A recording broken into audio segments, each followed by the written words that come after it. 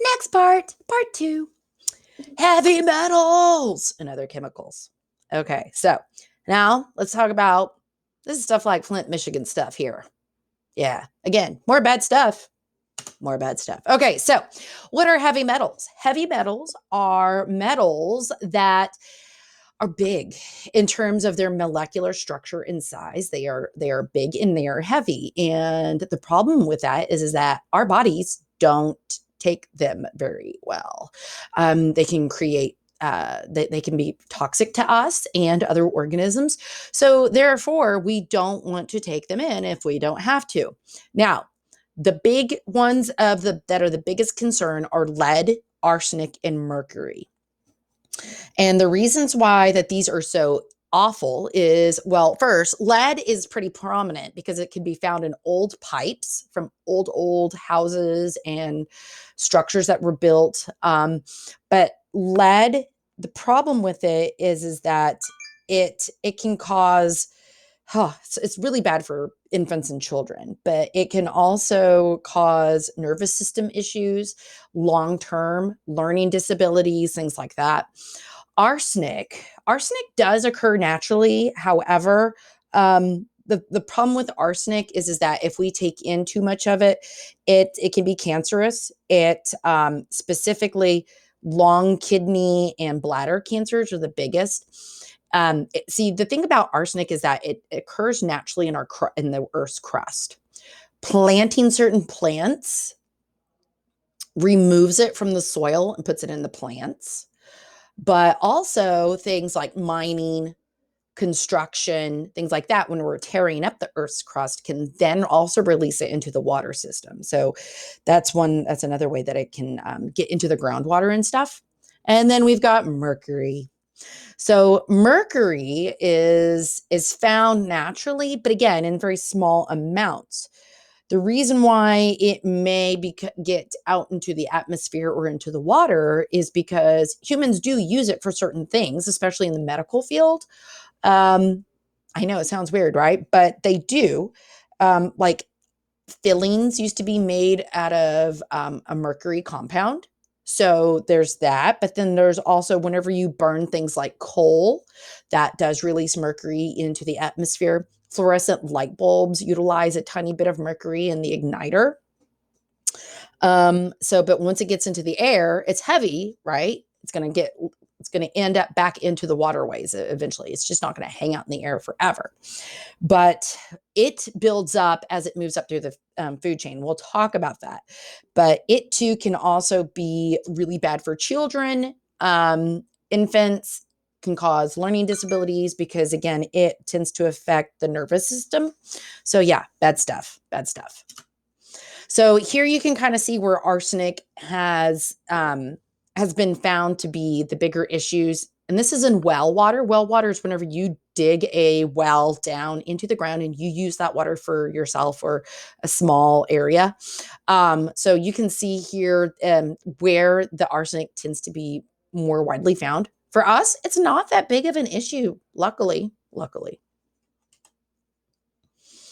right, mercury. Asia does have the biggest mercury issue getting back into the waterway because they do so much in terms of industry and with their factories and mining. All right, so that's why they tend to have the most. All right, so let's talk a little bit. Let's go beyond just heavy metals and talk about acid deposition. So, deposition means it's being placed. It's like being laid down, or you can think of it as this way. Thanks to acid rain and other processes where things like sulfur and nitrogen dioxides get put into the air, it's going to come back out of the air through things like acid rain and bad stuff like that. Okay. So acid rain is a thing. You've learned about it in textbooks as a little kid all the way through middle school. But what it does is it makes the pH more acidic of that rainwater. And not only can that eat away at things like concrete and marble statues, which are pretty, but it can also be really bad for animals and other organisms. So it is definitely a concern.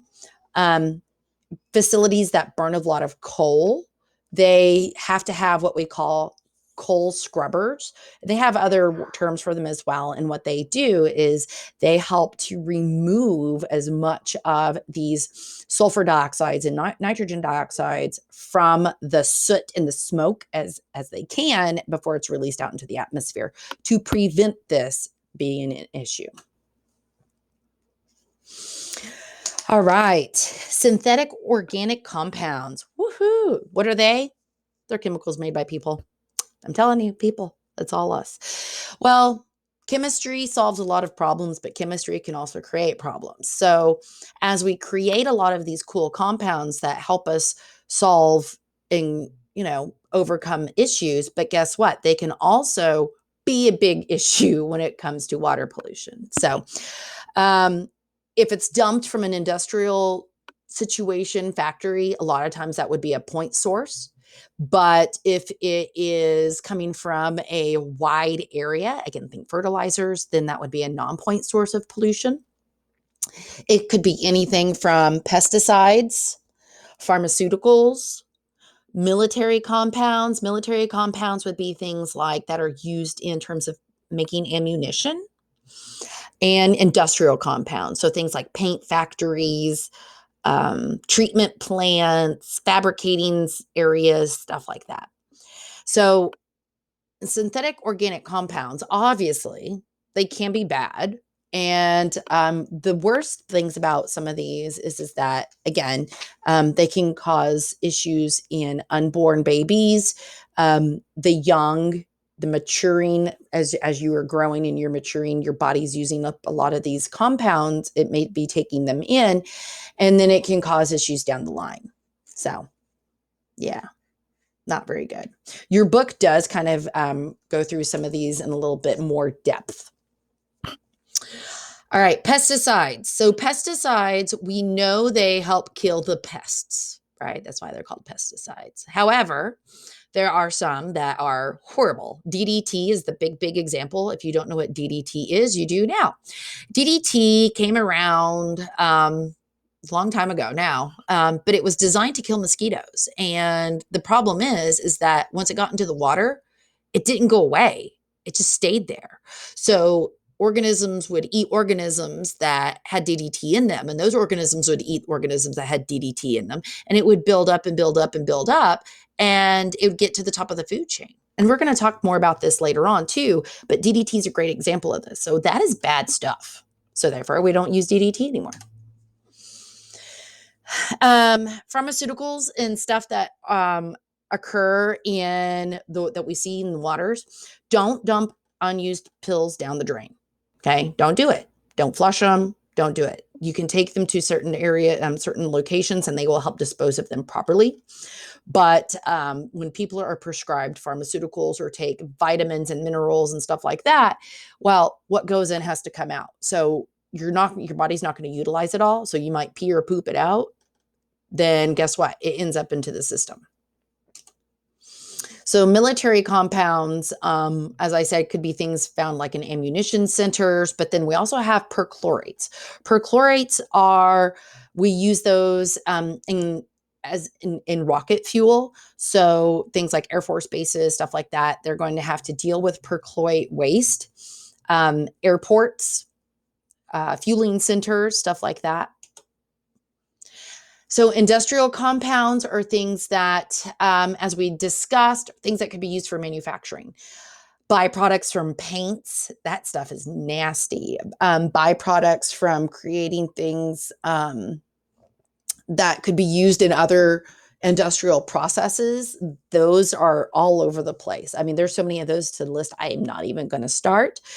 But then PCBs, PCBs it's kind of a type of a plastic, and it's used in a lot of different things because it's pretty sturdy. But the thing is is it can cause environmental problems, and we're starting to see that they can cause developmental issues in organisms and people. All right, let's talk about oil pollution. Oil pollution. This one's short. So oil pollution obviously comes from, guess what? People. Because what do? We drill for oil. And when we drill for oil, some of it may get into the water. Petroleum products, one of the reasons why they're so bad for water and organisms is it doesn't dissolve in water. As you know, oil and water don't mix, okay? And oil is what we call hydrophobic. It does not dissolve with it, but it can also stick because of its hydrophobic nature to the feathers of birds. It can block out light because it'll kind of all pool together on top of the water. It can inundate algae and plants, cover them so that way they can't photosynthesize, choke out fish. Yeah, it's bad stuff, right? It's not good. So oil pollution can come from leaks from the actual drilling process. It can come from leaks from things like the oil tankers that are transporting it. But then sometimes you'll just get natural oil leaks from that may seep up naturally from the ground. Volcanoes, things like that may emit them as well. So here are some examples of whenever we see oil in the ocean, where they may be coming from. Technically speaking, the extraction and the drilling for oil is really pretty safe when it comes to this. That's not a huge issue with it. The bigger problem is whenever you go fill up your car with gas, or you get your oil changed, and at the oil change place, they don't dispose of it properly. If they don't dispose of it properly, don't seal it, and then it gets into the water system. Those are really when we see the bigger issues. That's kind of what falls here into that yellow area, the consumption of petroleum, because we have consumed it. Now we have to do something with it. And a lot of times there may be an accident, or it's not cleaned up after thoroughly. But you can also see natural seeps is actually a pretty good chunk of all this. All right, so there are 3 ways that we can help remediate oil pollution, and it's pretty much common sense. Containment. So we can contain it. There are skimmer boats, which are pretty cool, and what they do is they kind of have like a long, like hoop looking thing, like arm, and they basically just go across the top of the water and they skim the top of the water to collect the oil. Then they can be vacuumed up. Chemicals can be added to the water to help break up the oil and basically making it disperse before it reaches like the sand and the shore and algae and stuff that's closer to the shore. And then this one's pretty cool. We got our bacteria again here to save the day. Bacteria save the day. And what they do is there's 1 or 2 specific species out there. They like to eat it. I know, cool, right? So now in oil companies specifically, they're trying to genetically engineer more of these bacteria to consume oil even faster to help mediate this problem, which is pretty cool. Pretty cool. All right, we're going to pause there for the next one.